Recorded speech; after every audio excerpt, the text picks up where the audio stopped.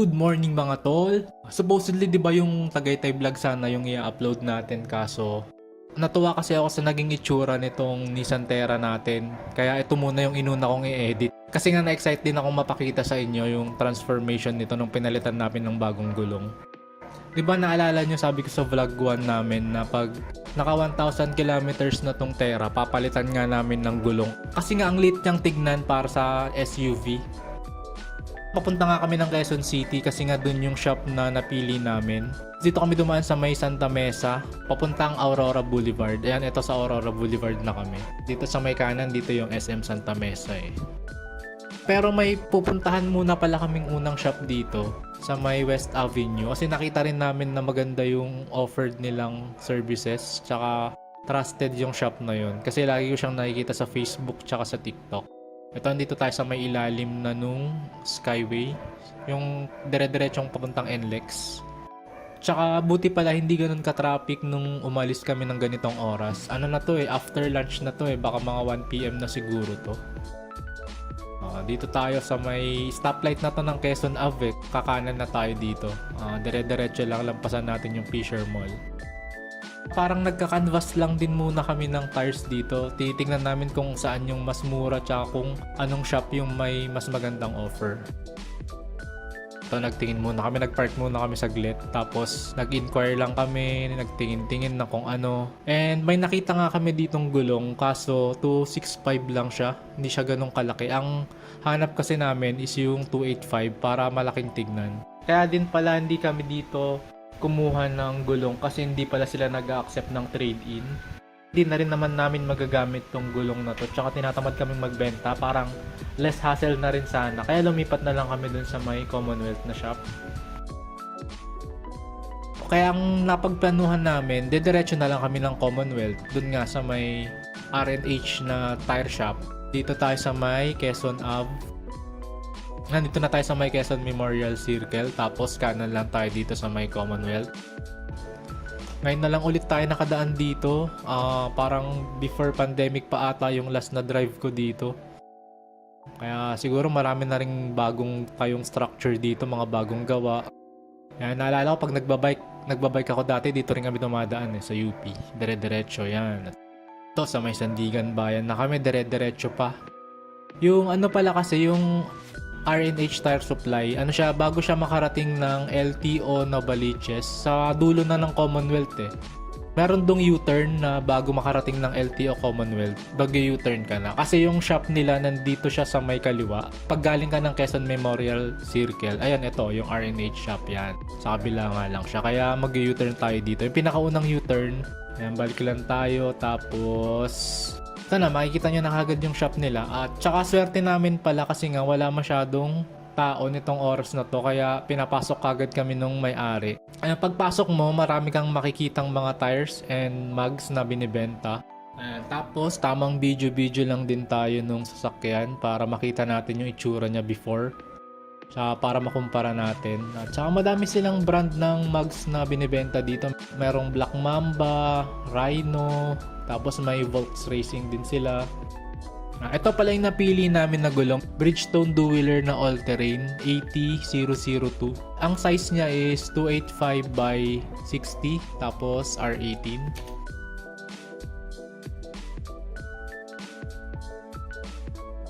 Ito, tinatanggal na pala yung mga gulong. Yung harapan muna yung inuna nila para hindi sila malito pag ibabalik nila. Kasi nga may mga tire sensors tong ano namin, yung sa mugs namin, yung pito niya may mga tire sensors siya para hindi siya nakakalito pag ibabalik mo. Ayan yung lumang gulong namin, no, 'di ba? Ang nipis lang niya. Yun yung kasama ng Nissan Terra eh. Kaya papalitan mo talaga siya. Ito na yung gulong, yung bago, yung 285 na. Mas malapad na siya, tsaka mas maangas na siyang tignan, 'di ba? Ayan, bagong-bago. Tapos after nilang makabit 'yon, syempre i-wheel balancing na nila. Ayan, ginagawa na ni Kuya, dadalhin niya na doon sa pang-balance ng gulong. Natutuwa pala kami dito sa shop na to kasi nga yung owner sobrang bait niya. Siya mismo yung nagsasuggest ng kung ano yung tamang gulong, tsaka kung ano yung dapat size ng gulong, kung sasabit ba siya o hindi. Tsaka honest siya sa mga customer niya. Kaya siguro marami rin bumibili ng gulong dito. Kasi dami naming nakikitang mga SUV tsaka pickup na dito bumibili ng tires. Ito din pala yung mga ibang mga mugs dito na available. Yung Bolt Racing, Black Mamba, tapos ito yung Black Rhino. Sikat na sikat to lalo sa mga pickup, yung mga nag-off-road. Ayan, tsaka meron din silang Beast. Tapos itong TE37 na blue and white. Hindi ko alam kung ilang inches to. Ito nga pala yung shop nila. Tapos, ayan, nakalagay yung mga brand ng mga gulong na binibenta nila tsaka mga mugs. Yan, Michelin, BF Goodrich. Ito na pala yung gulong natin, nakabit na, di ba? Mas maganda na siya ngayon kaysa dun sa kanina. Mas maangas na siyang tignan kasi mas lumaki yung diameter, tsaka mas lumapad syempre yung gulong niya. Sabi pala nung owner, ano din siya, tahimik din pala siya sa highway. Hindi siya yung maingay katulad ng ibang mga gulong. Tapos ito yung difference niya. Ito yung lumang gulong natin, di ba? Ang ano lang niya, simple lang niya tignan. Bridgestone nga rin pala yung luma namin. Two-wheeler din siya, pero 255 lang yung size niya. Ito yung all-terrain na 285. Ayan, makikita mo naman yung difference to, di ba? Maangas na siyang tignan. Tapos, clean look pa rin siya. Hindi siya yung masyadong aggressive. Parang saktong-sakto lang siya para sa Nissan Terra. Next na yun sa likod. Papalitan na rin nila yung sa likod kasi nakabit na nila pareho yung sa harap. O ayan, medyo makakompleto na yung gulong. Nakabit na yun sa likod. Makikita na natin yung itsura niya mamaya kung gaano kaangas, di ba? Ano, ang bilis lang nilang gumawa. Siguro mga nasa almost 30 minutes lang ata nilang ginawa tong pagpapalit ng apat ng gulong. Meron din pala silang torque wrench para hindi sobrang higpit tsaka hindi sobrang luwag. Para tamang-tama lang yung higpit ng mga lug nuts niya. Yan. Siyempre lahat ng gulong, pinadouble check nila kung tama yung pagkakahigpit niya. Ayun, tignan mo naman napaka-pogi Lalong naging maangas black na black yung tsura niya. Tapos pag 285 hindi siya sasabit, tapos may clearance ka pa. Pag naka full turn ka, hindi pa siya sabit na sabit. Walang sayad, kaya saktong-sakto tong size nung pinili namin, yung 285. Ayan, tignan mo naman napaka-pogi Ang angas na ng dating, black na black. Bumagay pa rin talaga siya sa BL Sport. Nakahanap din pala ako ng spot dito sa may McDo Commonwealth. Tamang video-video lang ulit tayo, iniikutan natin. Kasi gandang-ganda talaga ako sa kinalabasan nitong Nissan Terra natin.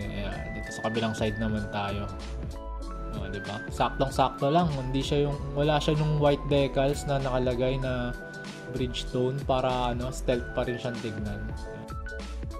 Yung sa mags pala natin, pag-isipan natin kung papalitan pa ba natin siya. Siguro, gagamitin muna namin to mga at least 5 years siguro. Bahala na kung mag-upgrade man. Ito, pauwi na pala kami nito. Pabalik na. Medyo na traffic nga lang kami kasi mga past 2 PM na to Pero after mo naman makalagpas doon sa may maraming stoplight, sa may Regalado, maluwag na rin naman ulit yung Commonwealth. Tsaka ang maganda pala sa gulong na to, hindi siya maingay pag umaandar ka. Ganito yung tunog niya, ganito lang. Hindi naman maingay.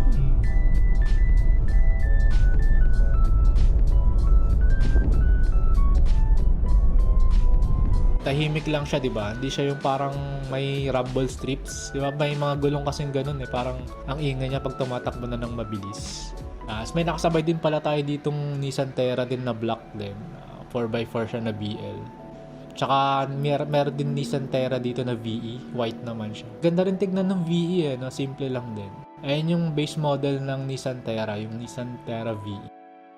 Buti pala hindi umulan nitong araw na to kasi medyo hassle yung pagpunta tsaka pagkabit.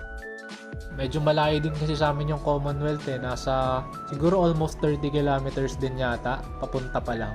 So mga 50 plus din yun pag balikan. Kaya dito na kami sa EDSA dumaan, Guadalupe, papuntang Buendia kasi ganitong oras, masyado na maraming sasakyan dun sa may Quezon Ave. Kaya mas pinili na namin dito dumaan. Dito sa may South Avenue. Tapos dire-diretso hanggang dito sa may Circuit Makati kasi binidyohan ko pa ito isang beses Kasi nga gandang-ganda nga ako dun sa itsura niya. Thank you so much pala dun sa panonood ng vlog na to. Tapos antayin nyo pala yung Tagaytay vlog namin.